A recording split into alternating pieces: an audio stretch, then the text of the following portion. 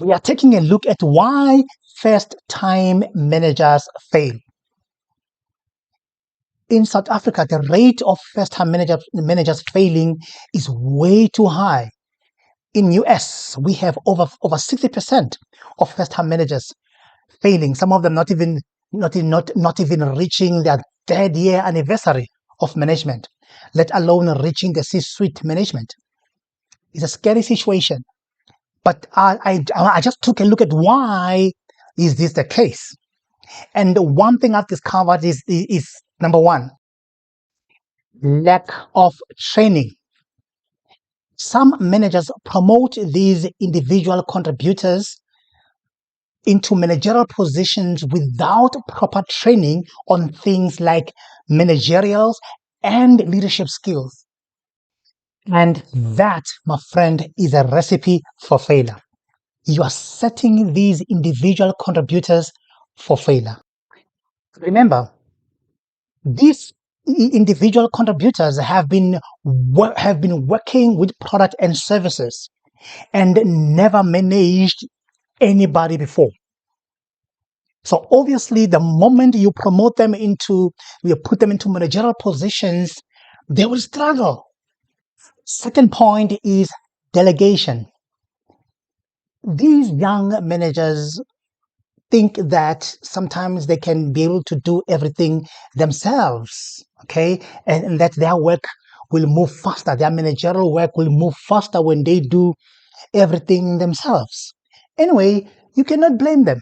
You cannot blame them because now, all their working lives, they've been doing everything themselves, all right? But doing things yourself as a manager because you want to work faster, you might be right at the beginning, but in a long run, you will suffer because the more you are into managerial, the more work you'll be getting. So you'll be forced to delegate. So it's better you do that the moment that you start doing your managerial tasks. One of the tasks will be delegation. Learn how to delegate. That's why training and coaching your staff is inevitable. Learn to train and coach your staff so that when you delegate them to do certain tasks, you have a confidence that they can do or they can execute that particular task. Learn to train your staff. Number 3, lack of resources.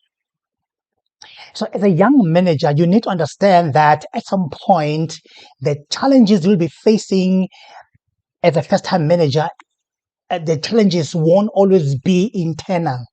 In other words, it won't always be things like or issues like self-doubt, or maybe imposter syndrome, or maybe lack of delegation. Those are things that are internal.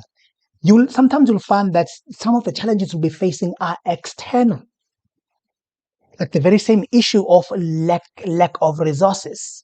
There is an external issue that your company is supposed to provide for you. That's why now, as a first-time manager, you need to ask for these resources. Ask for what you need. That is very, very important. Ask for what you need. Not only that, but ask even just questions, things that you are unsure about. Ask. Some first-time managers are scared to ask questions because they think that they'll be perceived as people who don't know. Of course, you're a first-time manager. You don't know anything.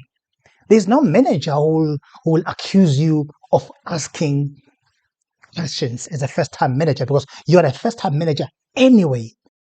So you still lack conceptual skills and cognitive ability to deal with complex issues of management. So when I say lack of resources, I'm referring to things like sometimes you find that there is no printer.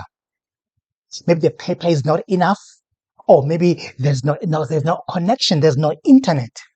Obviously, or maybe the internet is too slow, or whatever the case may be.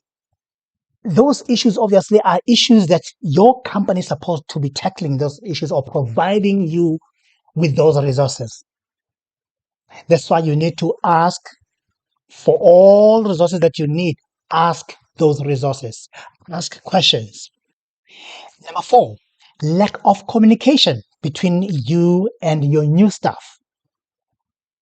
Remember that your staff will never know what is your expectation of them if you don't communicate. So communication becomes a crucial point here. Communicate everything. Everything that needs to be done, you need to communicate. They need to know exactly what is your expectation of them. Otherwise, you'll wake up one day, you are expecting this, and they've done something totally different from what you are expecting. Number five, micromanaging your staff.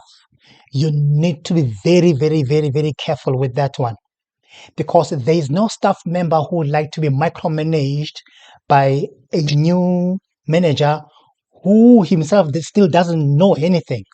That can be very frustrating for your staff, and it will create resentment. Careful of micromanaging.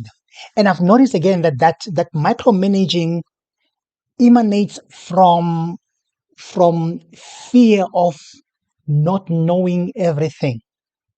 You are scared that maybe your manager will be asking you, how about that project? Is that project done? How far are you with that? Now you are scared that you'll be stuck in a situation where you are not able to answer those questions. You need to relax, and you need to know that as a first-time manager, there will come a time where you don't know everything.